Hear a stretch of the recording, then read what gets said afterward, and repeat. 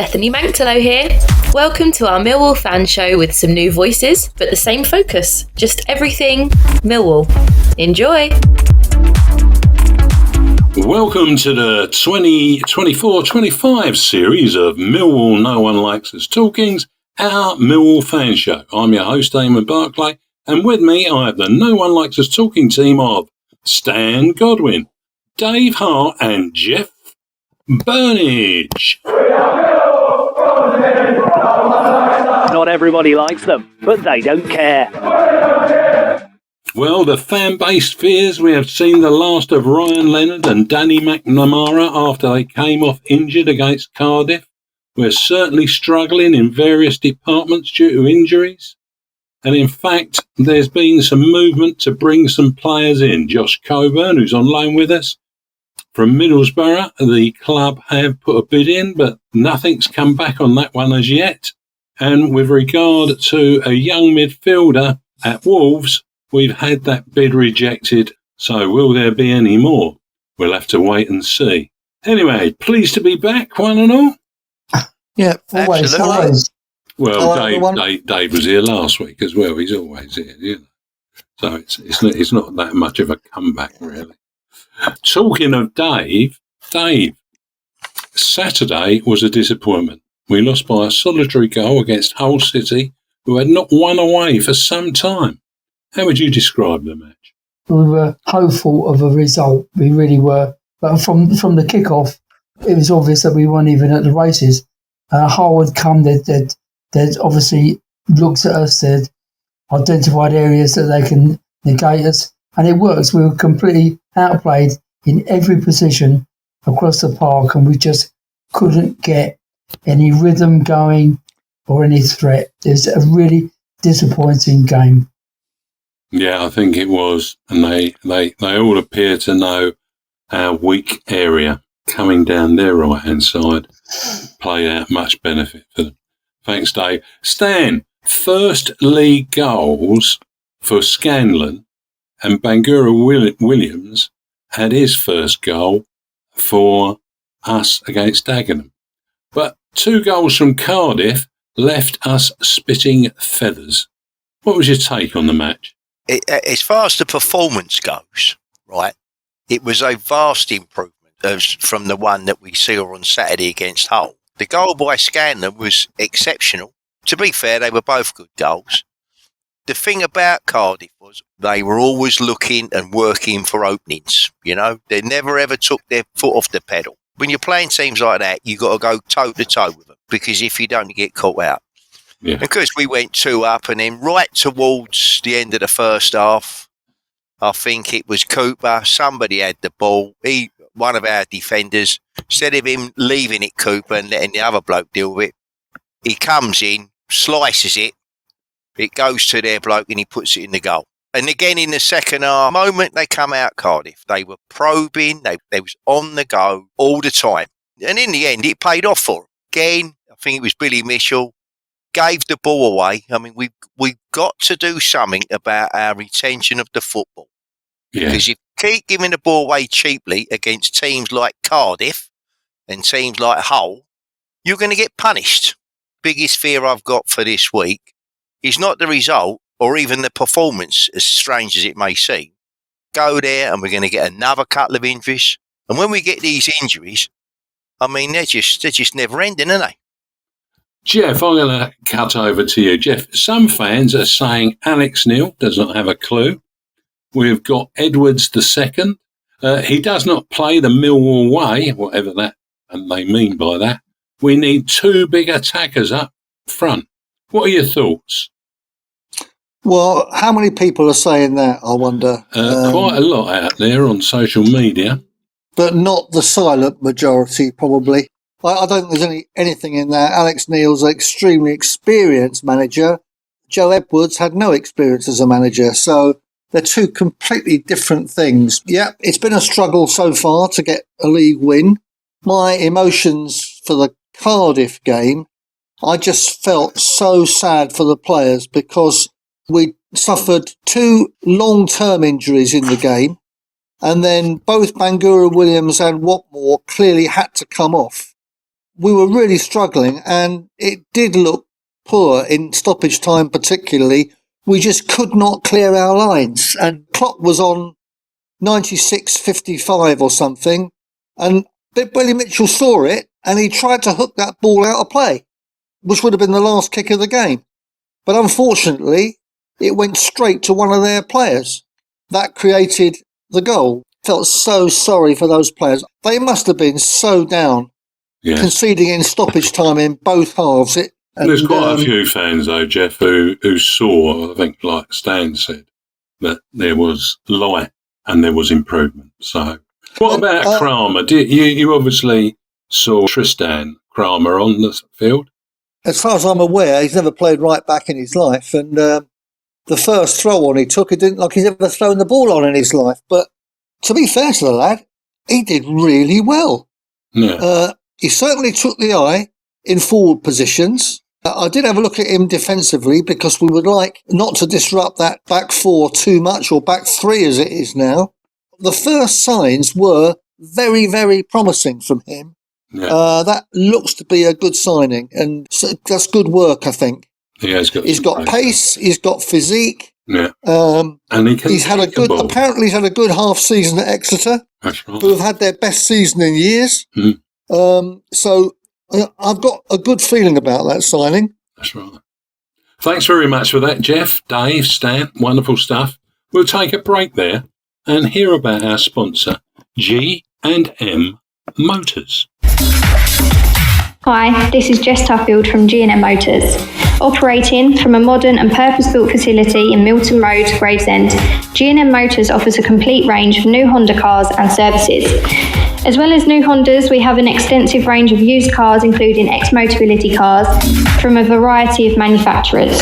Specialising in new Honda cars, G&M Motors has been retailing quality new and used vehicles to the people of Kent and South East London for over 4 decades. We have been a Honda dealership since 1972 and are the country's longest serving supplier of this renowned marque.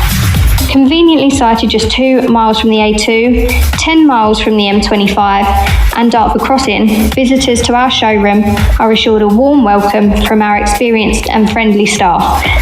Our facilities include an on-site workshop capable of providing full vehicle servicing and repairs, as well as an extensive parts department offering genuine Honda parts and accessories.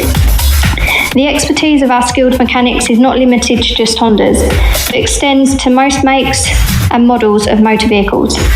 Whatever your motoring needs, visit us at G&M Motors today. The newly extended hours of our G&M headquarters means that you can contact us from 8 a.m. till 6 p.m. on weekdays and 9 a.m. till 6 p.m. on Saturdays. To contact us, call us today on 01474 365 026. Thank you, Jess. Debbie Julian's here. Don't forget to call Jess on 01474 81 3562. G&M Motors have been dear friends with the Julians family for over 4 decades now. From my dad Lenny to me, Debbie, Lions together. I'm your host, Eamonn Barclay, and with me I have the No One Likes Us talking team of Dave Hart, Stan Godwin and Jeff Burnige. Many thanks to our sponsor, G&M Motors.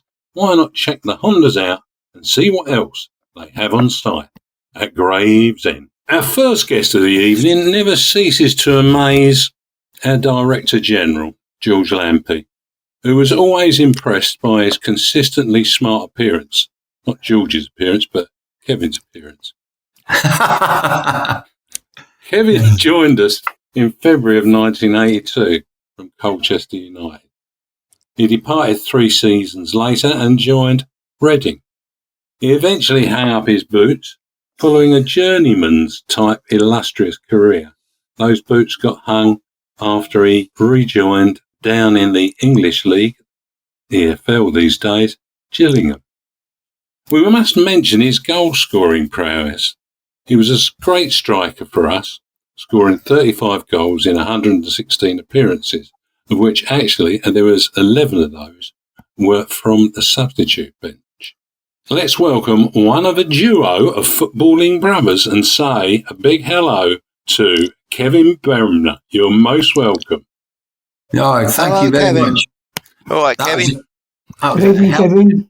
hell of an introduction, that one. I thought it was a bit different, and I'm pleased that I managed to say a few of those things in there. It's No brilliant. problem whatsoever. I was very, very lucky at Millwall because the fans seen how I played and just took an instant like to me. You were loved, so that's absolutely brilliant. But before I hand you over to the panel, it is, as I say, great to have you back on the show after a while. You were a key player in getting us back into the second tier, now the Championship. Someone recently told me, though, that although your brother Des played at a high level, you were the fortunate one and known as the good-looking one. I suppose you can't have everything. What have you got to say about that? I can't say anything about that. My brother's lovely. Well, send our best to Des. I was maybe the cheeky one. Well, all right. We'll let you get away with that one then. That's how George says. He always saw you as a very smart person around the ground and everywhere else. I'll hand you over to one of your old buddies, Jeff. Kevin, it's really great to have you back on again. It's been a while, actually. I can't remember. It's probably a couple of years since you were last on, I think. Probably. What we COVID and all the rest of it. Kevin, something always intrigues me. How did you come to join Millwall? What's the exact circumstances of you signing for us? George took over in sort of Christmas time, didn't he? Yep. And they were having a really, really bad time. George knew somebody in Colchester who I knew, and he sort of put us together. And he said that go and have a look at Kevin Bremner. He's worth a look. I was alone at Plymouth at the time, and George watched me play against Leyton Orient. He didn't have far to go because it was a home game at Orient, so. He liked what he seen, and he made the waves and made me come to Millwall. Yeah, what the transfer fee was? 25 grand. There you are. What's that in today's money, though, eh? Oh, Jesus Christ, I don't know. It turned out to be money well spent because in the space of 2 months, he took in 9 new players, I think he did. Yeah. Who did the negotiations with you for the transfer? The in-between guy was John Hazel. He wasn't an accountant, but he had something to do with George, but it was him that put us together, John Hazel. Colchester wanted 25 grand from anybody because I'd been to Plymouth on loan, Wrexham on loan, Birmingham City. I went from the 4th division at Colchester to the 1st division with Birmingham. Ron Saunders thought he might have a look at me because of my brother. Because Ron Saunders was manager at Birmingham at the time, and obviously my brother Des at Aston Villa had done a great job for Ron Saunders, so he had a look at me at Birmingham City. So that gave me my 4 games and a goal in the old 1st division as it was. So that eventually made up the whole set. So I've played in every division and scored in every division. Great stuff. Hi, Kevin. Time the club was going through a period of instability, and you joined us just after George Graham had come in to the club. I think it was about the 14th of February I signed. That's right. What Valentine's Day? Yeah, he was our Valentine, weren't you, Kevin? Anyway, a couple of months on, under George Graham, how did you find his methods and the big trip to Bisham Abbey? He got all his players together, and I said he took in 9 new players. I mean, he said Peter Wells, the goalkeeper, came from Southampton. Stevie Lovell came as a right back from Crystal Palace. David Stride, he came from back from America. He was over playing in the States, but he came back and played left back. Mickey Nutton came from Chelsea. Dave Cusack came from Southend, along with Anton Orlakowski. Ian Stewart was on loan from QPR. He bought Dean White from Gillingham. He bought me from Colchester. George put all that together, and then he took us away to Bisham Abbey for a weekend. So we had a lovely weekend in Bisham Abbey, doing totally opposite of what I'd been taught to do all my life. Told them to show them outside. That was what I had been taught to do. But with George, he was teaching us to show them inside. So they're going into players, not into space. That's totally wrong, that, George. We've been taught to do this. Well, this is why I want you to do it that way, because if you show them inside, you're showing them into other people. So they've got more people to go through, as the saying goes. So that was Bisham Abbey. And your great baptism of George Graham's playing methodology. Where did he get that from then? He got that from his big mate at QPR, Terry Venables. Because that's the way they played. Right. How can I argue? It worked.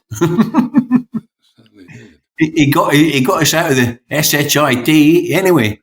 Yes, The Great Escape was on. I say to people now about The Great Escape, and they go, what's that, The Great Escape? That's what we called Millwall's Great Escape. We were practically down and out. And then George took over, sorted the whole team together, got his 9 new players in, got them playing the way we wanted to play, and then I think out to the last 14 or 15 games, I think it was only Oxford drew with us. They went up as champions, Oxford. Yeah. We gave as good as we got, draws, wins, goals. It was a great time to be there. I mean, say the very first game I played at home against Dexter, there was just over 2,300 people there. And then the second last game of the season, Brentford at home, a must-win game, and there's nearly 10,000 people there. 1,000 people turned up from somewhere. Yeah. All Tom, Dick and Harry's are all there from everywhere. Yes, we still have that sort of effect, I think. Anyhow, here's Stan for you. Okay, Stan. Yeah, Kev, it's good to speak to you once again. Dean Neal was a great goal scorer for us that first season you were with us and banged in 25 goals in 43 games. How do you remember Dean and also the impact of Anton Otlakowski? Dino was a great finisher. He didn't like to move his body around it as much as me, but he didn't have to because he just scored goals for fun. And you've got some idiot running all around and making everybody flap about. He can just calmly slot the ball home. He was the decoy, I mean, what's that silly bugger running about for? Yeah. I got into trouble when I came to Colchester because Mickey Cook, the right back, he says, "What are you doing chasing that winger back here? That's my job." I says, I just go wherever the ball goes. How about, as Stan said, Anton Otlakowski? Anton, well, I was really lucky because we had Ian Stewart on the right wing, Anton Otlakowski on the left wing, and the balls that were coming in, they're just inviting on my head. I think I scored six goals in the Great Escape. It wasn't a big number, but yes, I seem to remember. Yeah, but I bet more than half of them were headers. I can remember a couple anyway. The one against Brentford. Yeah. And that was a very much a win game because that was I think it was the second last game of the season, wasn't it? Yeah. And that's when there was 9,000 people there. So it's jumped up from 2,300 to 9,000. It's amazing stuff. What about Anton? Anton, he used to trip himself up and get a penalty. He'd done that for a long time and all. Honestly, Cousy and Anton were, I wouldn't say the icing on the cake of that Great Escape, but better quality in Anton's crosses, and Cousy was a great defender. It was great to see Anton in full flow with the boys. It was absolutely great. Anyway, Kevin, the season of the Great Escape, what was the feeling like at the end of that season? How did the celebrations go? Up at Chesterfield was different class. The fans were crazy, knowing that their team had stayed up. Can't remember, it was about 5,000 people came up from London. Yeah. Unbelievable. considering that the first game I played, there was only 2,300 at a home game. Yeah. I think our goal was a penalty, wasn't it, that day? It was a penalty, and Cousy scored it as well, I think. Yeah. That's it. That's my recollection. You was there then, Jeff. I know, because I was there. Yeah.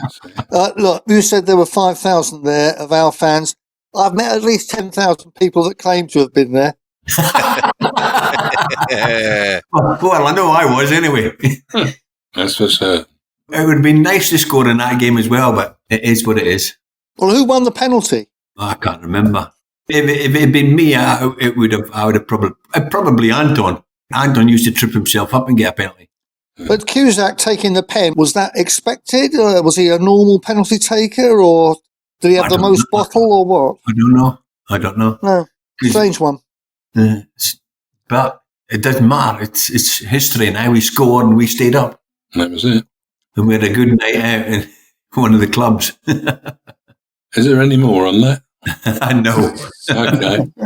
Restricted information, I understand. No, it's not even restricted. But I can't remember what it was called. But that's a good idea. Jeff, you're going to ask your question now. What about the next season? The next season, you, Dean Neal and Steve Lovell. All three of you were scoring goals that year, weren't you?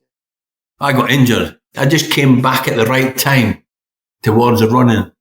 We scored something like 3 or 4 goals in the last 10 games or something like that. Yeah, we had an upper mid-table season, the second season. George. And then the promotion season. I didn't leave. George sold me. Probably for a profit. 35 grand. Yeah, it was a profit, yeah. So that was it. And then Reading sold me for 65 grand to Brighton 2 years later. Yeah. This is one for you. There's people that like stats or statisticians or whatever it is. I got promoted out of the 3rd division 3 times in 4 seasons. I got promoted with Millwall in 84-85. I went up with champions. We Reading in 85-86.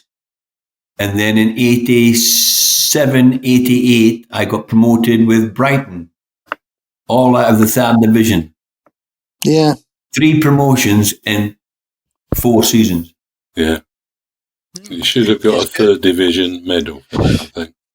I've got one. I've got a championship medal at Reading because we won that league by a country mile. It's called the Reading Record Breakers because the first 13 games of the season we won every game, and it's still still is a record now. 13 straight wins. In Plymouth were second with 21 points after the 13 games. So we would have had a hell of a season to not go up there, having been 19 points in front. Yeah. You've done us proud, and I think that's the key issue in that final season. Here's one for you as well. Go on. Steve Lovell was a right back before he played up front with me. Went to Brighton. I played up front with Gary Nelson, and he was a left winger before he played up front with me. Both of them became prolific goal scorers, better than me. It must have been your influence. That's all it can be. Well, there's a common denominator. I'd say so. Yeah, Steve scored 27 goals in that season that we went up, and you and Dean Neal weighed in with a significant contribution. I think it was a goal between you, somewhere around about 16, 17 goals. But I'm going to hand you over to Stan now because he wants to talk about when you left us at the end of the promotion season and then went on elsewhere. Stan. You left us at the end of and you obviously went to Reading and then on to many clubs thereafter. Player manager role in Scotland followed, and then out of the Blue Gillingham, who you played once, say the Records. The end of it all, mate. How did you end up settling down in the southeast? Just another quick one after. I asked this question when we had Ant on here. if you was playing today, how do you feel that you would get on in the modern game? Not a problem. Football's football. I'd probably get set up. Well, not really, because there's some awful tackles now. Some of the people are getting away with, but we didn't make as much of a song and dance about it. If anybody hit me hard, I'd get up, dust myself off and go, if that's the best you can do, I'm in for an easy game today, and I'd be in bits like. But you never used to show that you were injured. They'd hit you. Oh, they'd hurt you. You just got up, shook yourself off and go on with it. Then now they're rolling about in agony for 5 minutes, aren't they? Until somebody stops the play and it's, oh, wait a minute, somebody over there rolling them on the ground. No, that's true, yeah. That bit at Gillingham, though, one game, I mean, you're up there back in the islands, and then you come down for one game at Gillingham, and that was the end of it. You don't understand. Scully took me down here as youth team manager. Ah. And I was actually youth team manager when I played that one game. Right. It was Tony Pulis was a manager, but he's assistant. Lindsay Parsons, that's what he was assistant manager. He liked me and he had me on a subs bench for the Freight Rover or whatever it was. Yeah. That's how I got 6 minutes of glory, and I should have scored. I got a header, but the keeper touched on the bar. So I would have been able to say I've scored for Gillingham as well. It's probably the only club I've played for and haven't scored for.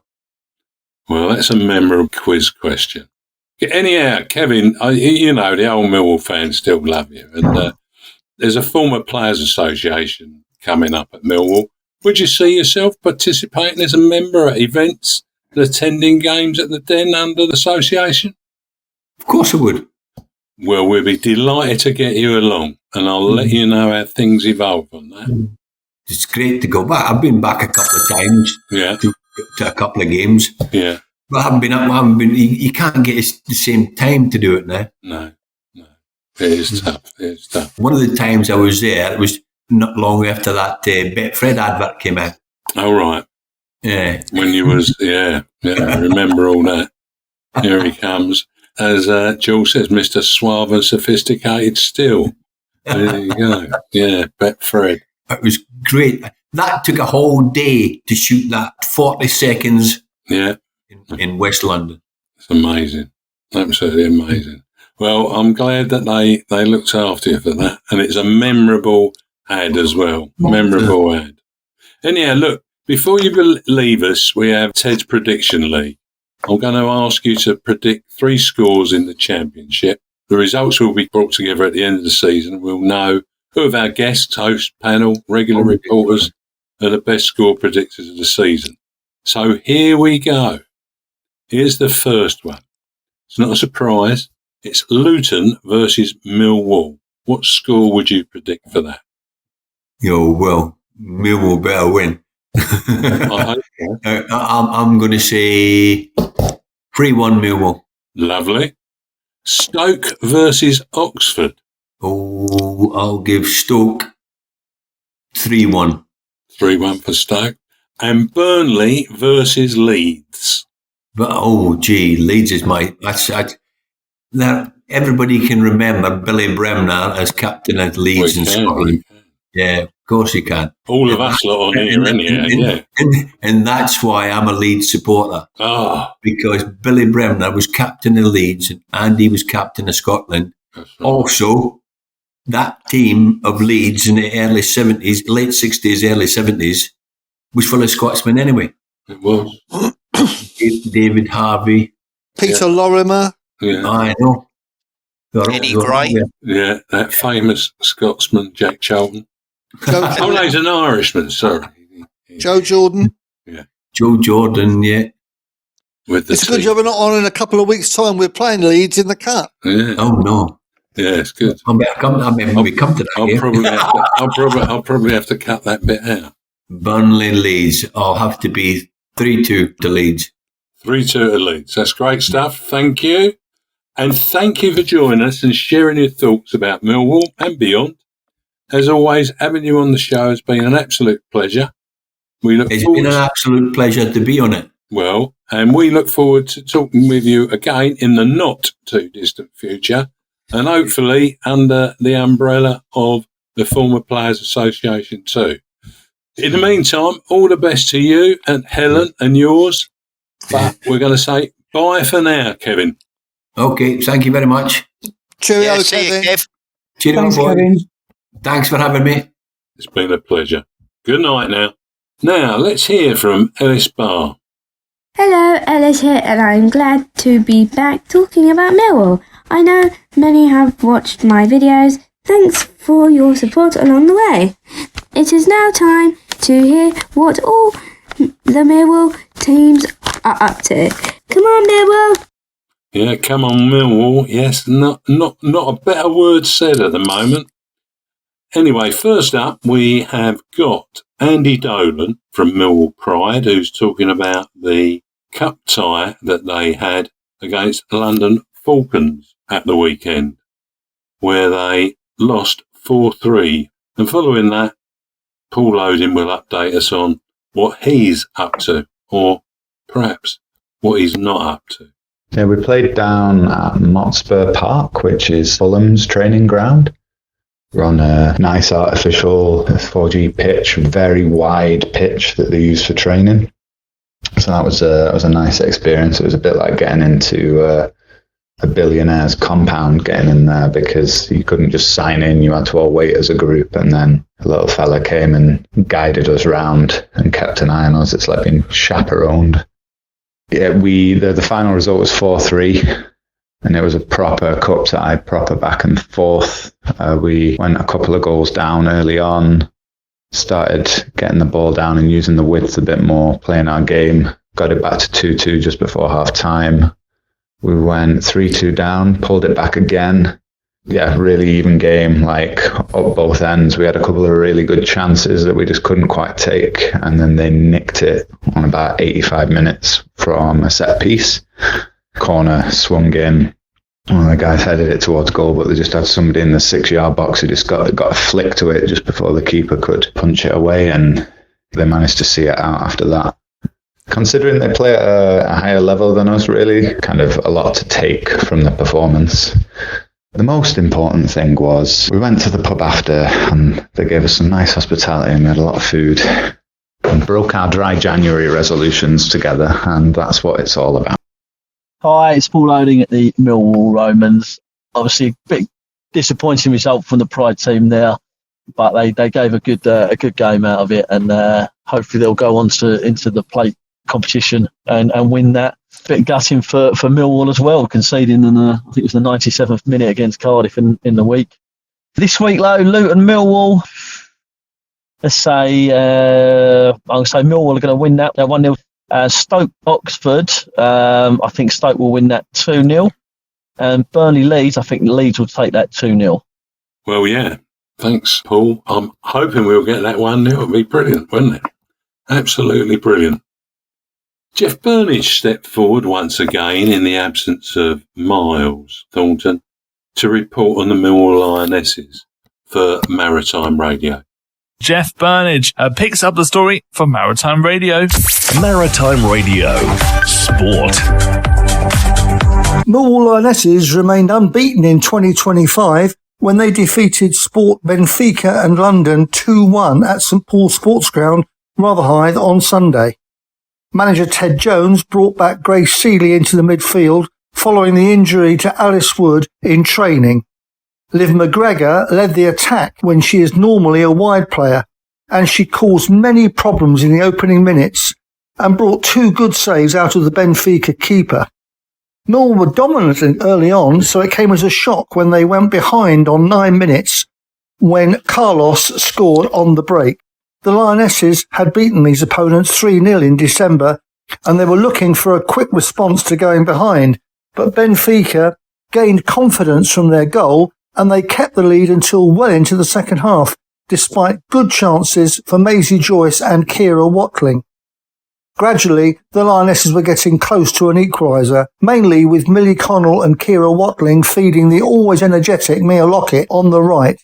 From one of her many crosses, Elise Jennings fired just over the bar, Youngster Danny de Menezes came on in centre midfield and was doing well. And finally, on 70 minutes, McGregor scored a quite brilliant equaliser, working her way into the box and scoring with a strong shot with her left foot.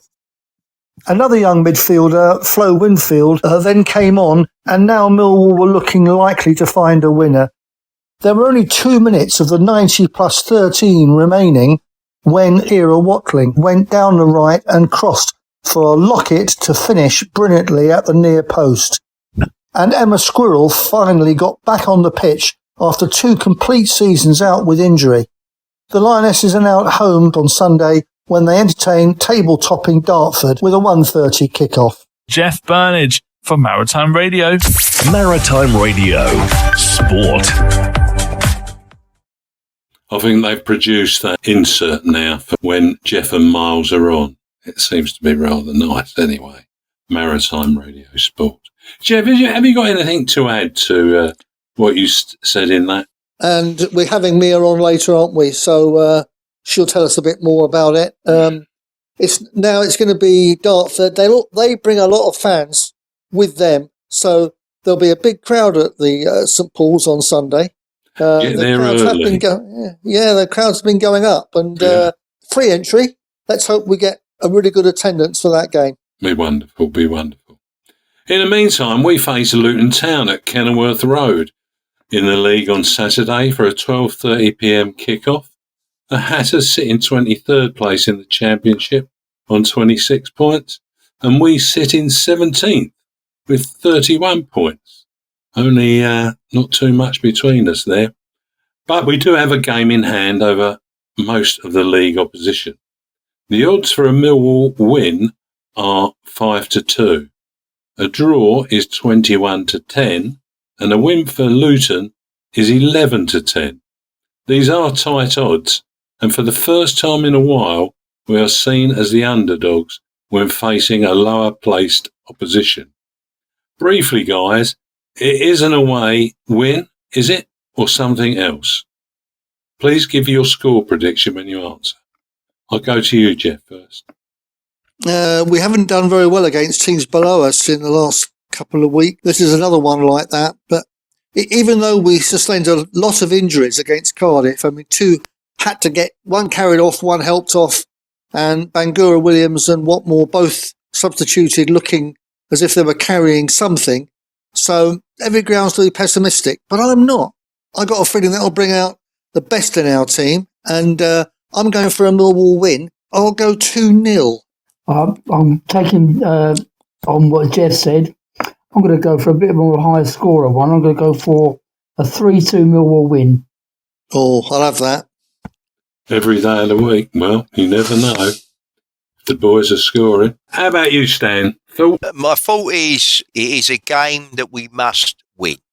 Okay. Right? If we don't win this game, there can be no excuse. And when I say that, I'm not just saying, well, because it's Luton where they are and whatever, all we've got to do is rock up, right? But, we can't, they have to turn this form around, as quickly as they can, right? Yeah. And equally, but what I fear more than that is the fact that we don't get, the injuries are really bugging me. So I'm fearful of the fact that I'm hoping that apart from a win, right, which I think we must have, which I would say, well, I'll go for 3-1. Well, I've got to do my bit as well, which is somewhat exciting in this arena. I'm going to go for a really high-scoring game. I'm going to say Luton 3, Millwall 4. Now what we've got to do is look at the other games. Can I have your scores, please, for Stoke and Oxford and Burnley and Leeds? Stan. I think that's going to be a draw. Okay. I think that'll be a 2-2 draw. Lovely. Thanks for that. Right. And Stoke and who? Oxford. I've got a sneaking suspicion that Oxford are going to win that game. I'll say 2-0. Lovely. Jeff? Stoke game. Yeah. I'm going 1-1. For Burnley Leeds, I'm going 0-0. Dave, how about you? I'm going to go a 1-0 Stoke home win. Right. And Burnley, I think it's going to be a 3-2 win for Burnley. Right, I'm going to say Stoke-Oxford, 3-1 to Oxford. Burnley versus Leeds, 1-2. Well, thanks for that. But do we have any brief thoughts about our game against QPR as the following Saturday? We won't preview that. We'll be talking about it after the game on Maritime Radio. So have you got any thoughts on the game, Jeff? That's a nervy one. Our home form has not been great results-wise. We started brilliantly against Cardiff, but QPR, they are the form team at the moment. Doesn't seem very long ago they were well below us in the table, and now they're about 5 points ahead, I think. But do you know what? I think by the time of that game, we will have strengthened our team in the transfer market. So it's hard to say much at the moment about that game. Suffice it to say, it's a game I always really look forward to. No forecast yet. Let's see what happens between now and then. Yeah. Don't forget it's Jimmy's Day as well. Be sure to be there for that. Right, Dave, what's your thoughts? Anything that you want to add? QPR are the form team, as Jeff said. We've already come unstuck to an ex-QPR player with Willock with Cardiff. So it's going to be a tight game. And as Jeff said, let's see what happens between then and now. Or now and then. Okay, Stan, how about you? Anything you got a feeling around the QPR game? Yeah, well, the only thing I would say to start off with, I mean, Jeff mentioned it, 3-4 weeks ago? Yeah. We were well in front of QPR and Oxford, right? Yeah. And now you look at that table, we're about 5 points behind both of them, I think. The tables have turned. Yeah. Yeah. Now, I mean, in relationship to strengthening the team and one thing and another, and that's fine. I mean, I think that will happen. But again, that is a game that we must win. No excuses for defeat. No. Right? If we play as well as we should play, then I think we should win the game. We'll go for a 2-1 victory at Millwall. Well, from my perspective, I'm hoping Coburn is available for that game. He's due to that's right, yeah. be out in the box at the end of the month. And the end of the month will be the end of the month. And it'll be the day of the first month. So I'm hoping he's back. I'm hoping people are fit. And I'm hoping that we get a result. And my fingers are crossed for that. Anyway, we also have predictions from Nick With of the Facebook Millwall Sicily site. So let's hear what Nick has got to say about his predictions. Hi everyone, this is Nick Wythe and these are my predictions. Luton 0, Millwall 1, Stoke 1, Oxford 1, and Burnley 1, Leeds 1. Thank you. Well, there's some good predictions from Nick.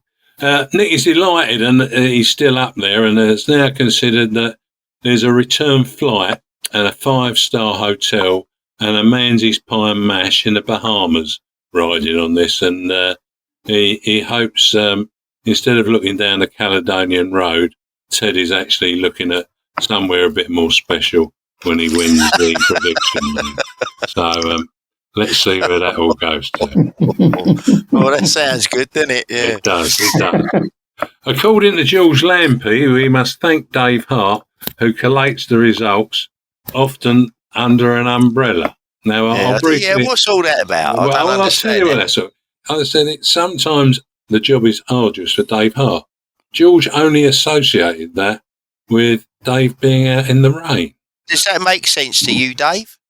No. It never made sense to any other one of us. But no, I mean, I don't understand what the connection is between Dave arduous and the rain. But there you go. It's an interesting subject. When you see him, Dave, I asked because you're likely to see him before I do. When you just asked him out of interest to explain that. Yeah, I will do. Logic is behind it. Yeah. He'll look puzzled, I reckon. Anyhow, well, that as always is hilarious, with the added handicap of not being able to make exact prediction as each other, and all the little quips that come in from people like Nick, George when he's here and a few others. But anyhow, we have Phil Coleman's Tales from the Boot Room. So let's have it could be the Brute Room, because I suppose when Phil was playing, he probably had Brute in the Brute Room then. So yeah, Phil Coleman's Tales from the Brute Room. Hi everyone, here's a few more tales from the changing rooms and my time in football. This time I'm going to talk about 3 different topics: the pitches back in my day, the referees and tackles. I'll start with the pitches. The pitches started off in August, September time, loads of grass on them and were really good. But by the time you got to November, we were basically playing on rolled mud. And that rolled mud was absolutely solid when we came round to Easter, April and May time. Groundsmen worked hard on the pitches. As an apprentice, I was on the pitch with all my teammates, putting the divots back, forking the pitch, doing as much as we can. But drainage wasn't really a thing back then. And we played on rolled mud, and the bobbles, the ball didn't run through. You could pass the ball and end up slicing it into the crowd. So the pitches these days, infinitely better. The drainage, and the players these days don't know they're playing on rolled mud, and they're bowling greens basically. And that led to lots of tackles and lots of decisions for referees. And the tackles back in my day, some of my finest, weren't the best, but players took them. You gave it, you took it. You tackled thigh high sometimes. If you wanted to take the winger out, you went through the player from behind. Often centre backs went straight through the centre forward to get to the ball. Sometimes they got injured, but they always jumped up. I can't remember too many strikers going off from thigh high tackles or tackles from behind. There was elbows, there was punches, stamping on toes, pinching of biceps and triceps, and even spitting. And when people talk about it, what was it like in your day? It was brutal. It was like chalk and cheese. Today's game has almost sanitised compared to what it was like in my time in the late 70s and 80s. And I took some. I can remember playing for Millwall at Brighton on New Year's Day in 1987, the 1st of January 1987. And their winger, Terry Cooper, he nutted me 5 stitches in my head after the game. It was play on. You just went into the change rooms after the game. The club doctor just wiped it, put 5 stitches in with no anaesthetic, and you just carried on. You got on the coach and went home. I did the same. I got a knee in the ribs in one game at Chesterfield. It broke my ribs and punctured my lung 30 minutes in the game, and I was blue lighted to hospital. And at 6:30, with broken ribs and a punctured lung, I was on the first team coach going back. So, I was out for 6 weeks and the lung had to reinflate, and I thought I was dying because I couldn't breathe. That was the game back then. I will say for fans, if you want to see something on YouTube, the best tackle I've ever seen, and you can YouTube this, was Eddie McCready on Billy Bremner. If you go on YouTube and type in Eddie McCready tackle, you'll see him basically kung fu kick Billy Bremner in the head in the penalty area for Chelsea versus Leeds, and the referee just waves play on. So there's great evidence of how brutal it was back then. The tunnel was an interesting place as well. The tunnel in football clubs was not for the faint-hearted. There was an awful lot of psyching out and a few comments and a few shoves and a few punches thrown in the tunnel before at half-time. So, yeah, the game back then, it's evolved. It's a lot better now in terms of the contact, not so many brutal challenges. And I played with some great players like Barry Kitchener, Keith Stevens, Terry Hurlog. But if you wanted somebody that could really tackle and hurt you, that was my brother Nick. Good grief. I thought I handed a few tackles out until I watched my brother play and played beside him. I can't remember anybody getting past my brother, but if he put a tackle on you, you stayed here. So, yeah, the game's been sanitised and times have moved on. Some of the referees back in my day as well. I mean, I can remember Andy Durso, Graham Pole, Keith Hackett, David Axel. I mean, David Axel sent me off at half-time for a challenge. Let's call it a challenge on the stairs leading up to the change rooms at one club. And, that's on my CV, sent off at half-time going up the stairs. But the best referee I came across was Keith Cooper from Pontypridd in Wales. And his son's the first-team manager at Nottingham Forest and Wolves. I've made a tackle, went through the guy from behind. He's booked me, and then 10 minutes later I've actually scored. And Keith Cooper, the referee, has run past me, trust you to effing score, broke the ice, had a good laugh, got on well after that. And I will say the referees back then, if you got on their good side, you could have a laugh and a joke with them. I don't think the FA liked it, but Keith Cooper was by far and away the best referee I ever came across. A lot of them were arrogant, a lot of them knew the rules, knew nothing about the actual game of football. I can remember Andy Durso telling us that the icy pitch was imminently playable. Why don't you stop moaning about the pitch and just get on with the game? And he turned to run away and slipped backside overhead.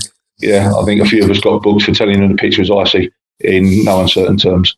Yeah, more tales from the boot room next time. Bye for now. There you go. More tales from the brute room. I'm going to use that picture. That sounds just about right. Phil mentioned it in his report. Yeah, Right? yeah. He said it was brutal. Yeah, brutal all the time, isn't it? Brute and brutal. We'll take a break and hear from Paul Connor talking about Fisher FC.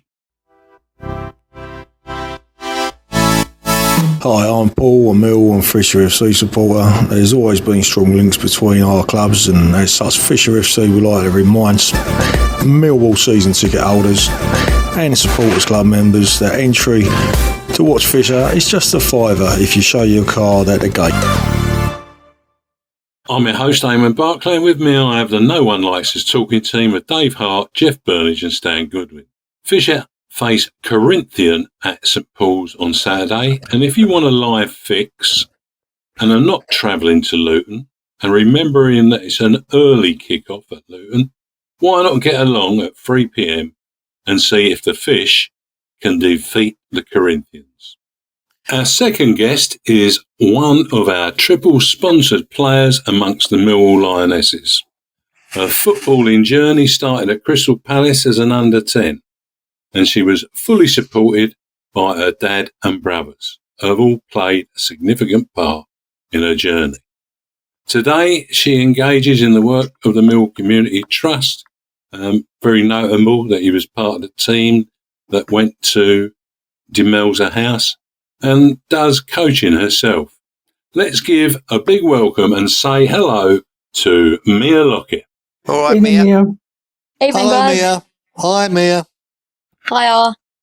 Mia, it's great having you on the show again. The Lionesses had a challenging home game on Sunday against Sport London Benfica. I'll have to find out what that E's about.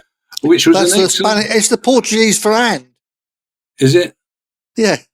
Oh, yeah. Oh, right, that's it, yeah. Which was an excellent game for you. Can you tell us about your take on the game? Well, yeah, firstly, thank you for having me back. Always a pleasure to chat to you guys. It was a challenging game, to say the least, to be fair, Eamon.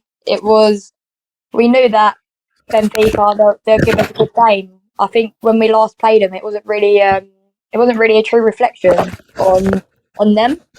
I think in both games, last time, obviously, they were last game of the season, last game before Christmas, sorry. Yeah. And we weren't at our best then. And Sunday, especially, we wasn't at our best. I think, obviously, in Jeff's report, what I listened to, we had so many opportunities, but we just had to be a bit more clinical and ruthless and kind of put the game to bed. Obviously, when they went 1-0 up, I never knew it was so early on in Jeff's report, 9 minutes. When they went 1-0 up, I think they grew with confidence, and any team who obviously are more on the defensive foot and on the back foot more, it's hard. It's hard when they've got players behind the ball and just bodies to get round. They're 1-0 up, they got momentum, they got confidence. So I think Ted said it as well, at no way we was nowhere near our potential, and it's a bit disappointing as a team, because you guys especially know how far we came since the start of the season. Yeah. So we kind of have now set that bar, and I think I mentioned it last time before Christmas. We set that bar every game. We want to go out there and we want to now perform to our standards. We know we can perform. So, yeah, the game was a challenge, but obviously, credit to the girls. We came out on top, and I think, again, it showed great character to keep kind of trudging along and growing up the result. So, credit to the girls, the credit's due. Yeah, just tell me about that goal you scored. To be fair, Eamon, it's kind of when you score a goal so late on, and obviously it's always nice to score a winner as a player, like individually. That's where you want to be, and you kind of want your name in the flashlights. But kind of a blur. So Ted at half time, he said to us, because obviously in training we've been working on the wings a lot, and So in our pre-match meetings, we have an orange zone and red zone. So red zone is basically getting the ball in front of goal in the danger areas, and we've now established that's where we're most dangerous. That's where majority of our goals do come from, in the box. So he just said to us, like, we're utilising the ball well, like we're getting down wide, we're causing them problems, but we're not being clinical in the box. Obviously, Liv's playing as a striker. She's done a great shift and she scored a great goal. But we kind of just needed more bodies in the box, and I think that was the finishing product, which obviously got us over the line in the end. But I just kind of thought to myself, and Kira was going, we've been working on rotation, so hence why Kira was out wide and I went into the middle. When she was running down the wing, I just thought to myself, if I get myself across the defender and in front of the keeper, I mean, you get a toe on the ball in the box and it could go anywhere. Yeah. So when I watched the video back, I wasn't actually expecting to make such good contact, to be fair. When I did, I kind of just, I heard it tap the post and I thought, oh no, it's gone out. Like, it's gone out for a goal kick. But yeah, and then I just see the ball in the back of the net, and after that, you don't really think about it, because you just think, right, get over the line now, 2 minutes left, like, get the game done. Yeah. So yeah, it was definitely, like, for me, it's definitely good. And I spoke to Ted and Jack, and I think me personally, coming back from Christmas, I just feel really sharp and just enjoying my football, which is always nice. So it's a massive commitment, football. Anyone would know at any level. So it's always nice to be enjoying it. So, and it's a good bunch of players to play football with. So no complaints. Well, no complaints at all. And stay sharp and keep roaring and scoring. That's what I want to say. Well done, Mia. Thank you. Hi, Mia. It's Dave here. Hiya. It's good to talk to you. The Lionesses, you've got 5 games at home, 2 away in the league. You've got a League Cup tie and maybe a bit more till the end of the season. And you've got the table toppers Dartford at home on Sunday. What do you think about going into that fixture? To be fair, Dave, I think we just take it. Yeah, they're top of the table, and Dartford have always been quite a strong side. They've been together for a long time. We know what we're going into. It's going to be a physical game. But I think we take the game as any other game, really. I think we're at a stage now, you put any 11 in front of us, it doesn't matter who they are, what standard they are, we'll give them a good run for their money. So I think we just go into the game, and like Ted said, a pre-match meeting on Wednesday, and Ted just said they got to come here and they got to beat us. Pressure's on them. They're top of the table. I know Fulham have got a few games in hand, but they are top of the table as it stands, and pressure's on them to come to us. We're the underdogs, and to be fair, right now, I think any team in the league is looking at our results and looking at coming to play Millwall and actually thinking, you know what, they would just take it like any other team and any other game. So we're prepared and we just go out there and play our football. Over to you, Stan. Yeah, Mio, how are you? All right? Good, how are good. You? I'm fine, mate. We know you're highly interested in coaching from your last appearance on the show. So how's it been going since you last spoke to us? Yeah, it's been going good. I actually the other day looked into. I used to do 1-to-1s. Obviously, you know my background coaching down at Bremner FC. I used to do 1-to-1s, and I started like a little coaching business. It was called MLEC. So obviously, me and Lockett's elite coaching. I say elite. I try, but but yeah, it's good. I'm looking at getting back into it. Obviously, my position last time was I wanted to get more involved with the younger age groups in Millwall. So obviously getting to training early and just kind of seeing like the lay of the lands. And obviously even our manager Ted, like coming up from the under 18s, there's so much talent. So it's definitely something I still want to explore. All the girls, we have full-time jobs, and sometimes it can be hard to make our own training sessions sometimes, like so late. But it's definitely something I still want to explore, and the opportunity to reopen elite coaching business it's definitely on the horizons, and I just want to really concentrate on that, really. So, yeah, it's going good, to be fair. I'm still optimistic, still want to get really involved. But like I was saying to Dave and Eamonn, I'm enjoying my football right now. And I think for any youngster, they want their coach to be playing at the peak level they can to obviously pass that down to the younger generation. So it's definitely something I'll be looking into in the near future. Yeah, keep it up. It sounds as if it's coming along quite nicely. It is, yeah. I'm excited about it. I think I wanted to find my feet, obviously, at Millwall first, and I found them now. I'm really happy. I'm enjoying my football. So obviously coaching, I did say to you guys last time it'd be my next step, and it's still on track. Still my ambition to have the next step. So I've had a word with Ted, and he said, look, whenever you can make it, come down and see the younger girls. So it's definitely something what I kind of want to get my teeth into. Brilliant. Yeah, it's my turn to ask you now, Mia. I've seen all the games since Christmas, and you're in good form. The team's come back from the break in very good form, and it was great to watch that game last Sunday. And I think in my report I described the 2 goals. There were 2 cracking goals. Where do you think we're likely to finish in the league? It's a good question. Obviously, in our pre-match meetings, we have the league table from when Ted and Jack actually took over ownership, management of our team. And I think statistic-wise, with the amount of games we played, we was actually second in the league based on obviously when they took over. We're 6th in the league right now. So we played 14 games. I think we could finish top 4, 100%. Me and the girls were talking about it before training, funny enough, the other night, and we went, next season, if we're not first or second, like proper contenders for the title, obviously a solid season. We had a bit of a rocky road this season to start off with, but now we found our feet. If we're not contending for that title, then it'll be really disappointing. And again, I go back to standards. We've now set our standards, and we know what we're about as Millwall Lionesses, and every team is now looking at us in the league, frightened to come down to St Paul's and play us.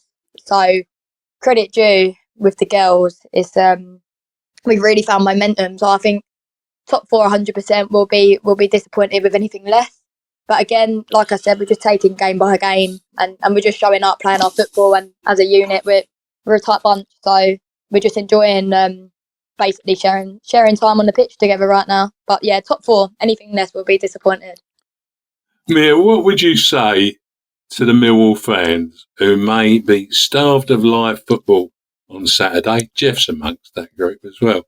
About coming along to see you face the tabletop of Dartford. What would you say to them? I would say, well, right now it's better coming down watching Millwall Lionesses than it is Millwall. But no, I would say look, any support, any all the fans, obviously it's a massive boost when like the Tottenham game, for example. Yeah. I know the result didn't go our way, but like what an experience to play in front of a lot of fans. And I don't think people get it. Obviously, like when I go and watch football, I'm a spectator, but I don't think people get it when you play and how much like momentum you get or fans just being there, knowing you got that support. I think if you compare it to the start of the season, the attendance at St Paul's every game has definitely picked up. So, and it's again because we're getting results and we're playing good football, and people want to see that, they want to watch that. Yeah. So I think for any Millwall fan, come down, support the girls. It's always going to be a tasty game. Millwall v Dartford. It's a bit of a derby, a bit of a rivalry, but it's a game that we're up for, and obviously all the support we can get, it'll really push us. And yeah, come down and watch Millwall get 3 more points on the table. Wonderful, absolutely wonderful. Now it's prediction time, and nice. I'm going to ask you to predict 3 scores in the Championship. The results are collated at the end of the season by Dave, who you spoke to earlier on, and we will know which of our guests, hosts and panel members and reporters are the best score predictors of the season. So please can I have your predictions? First up, it's Luton versus Millwall. This is my favourite time of the week, this. I would say, obviously, got to go Millwall. I think the boys will pull through. So I'm going to say 2-1 Millwall. Wonderful stuff. How about Stoke versus Oxford?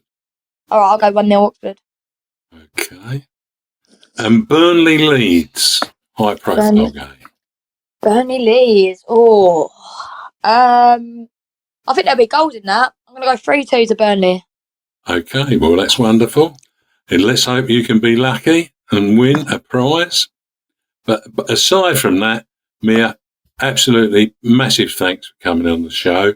We've looked forward to talking with you again, and we'll look forward to talking again in the not too distant future. All the best to you, the Lionesses team on Sunday, and your family. Bye for now, Mia. All the best. Thanks, guys. Thank you for having me. Good luck, Mia. Good Thank luck you. Sunday. Thank you very much. See you later. We'll take a break there and listen to Bethany explain how you can support the Millwall Community Trust. The Millwall Community Trust is something that I, Bethany Manctolo, admire for all that it does. The Trust was established in 1985 to provide sporting, educational, social and healthy lifestyle opportunities to the local community in Southwark, Lewisham, North Kent and the wider community. Its work is targeted at people of all ages, irrespective of race, gender or sexual orientation, and runs programmes aimed at tackling social exclusion, racism, knife crime, lack of employment opportunities for young people, mental health and disability. The Trust aims to be a progressive and campaigning charity that makes a difference to ordinary people's lives. Its work is undeniably essential to the local community. Donating to the Millwall Community Trust is easy. Visit their website and click on the Get Involved section. There are also sponsorship opportunities. To support this work, email commercial@millwallcommunity.org.uk. I'll say that again. That's commercial@millwallcommunity.org.uk. If you can, please help them to continue their vital work. Well, I'm your host, Eamonn Barclay, and with me I have the No One Likes Us talking team of Dave Hart, Jeff Burnige and Stan Godwin. If you can donate, you will help our Millwall Community Trust to deliver all their programmes across all age groups to people within our community. Well, we're all looking forward to the next game. But in the meantime, here are a few matters of interest for Millwall fans and those interested in football. We launch our new live monthly show from Maritime Radio Studios next Saturday at 8 p.m, broadcasting on 96.5 FM across South East London and North West Kent. Outside that area, you can listen via Maritime's website or listen again later on. A link on our social media sites will connect with the Maritime site. There will be no Friday show. Ted Robinson, Jeff Burnige and Stan Godwin will be on the panel. The host is yet to be determined. Community Day under the umbrella of the Millwall Community Trust takes place at the Den on Saturday the 15th of March. Watch out for further details which I will circulate on social media. It will be a great day. As you heard earlier, Millwall Lionesses continue their league programme as they host Dartford women at St Paul's Sportsground, Salter Road, Rotherhithe at 1:30 p.m. this Sunday. The Lionesses would be so pleased to have as many Millwall fans as possible come to the games, as recently visiting fans have been coming in ever greater numbers. Let's get down there and roar the Lionesses on to success against the Darts. Remember, entry is free. Don't forget, you will be able to listen to the No One Likes Us talking team bring reports from our games, both home and away, for the Lions, Lionesses, Romans and Pride, and also updates on Millwall Community Matters on Maritime Radio, broadcasting on 96.5 FM or from their website. You can find us on Instagram, Facebook and X, formerly Twitter, YouTube, Tumblr and all popular podcast sites. Thanks, Jeff. That's okay, Eamonn. All the best. Good. Thanks, Dave. Thanks, Eamonn. And thanks, Stan. Yeah, okay, mate. Yeah, fine. And I'll see you when I see you. You will. And thank you all for listening. Finally, let not forget to keep it safe on the streets out there. Good night.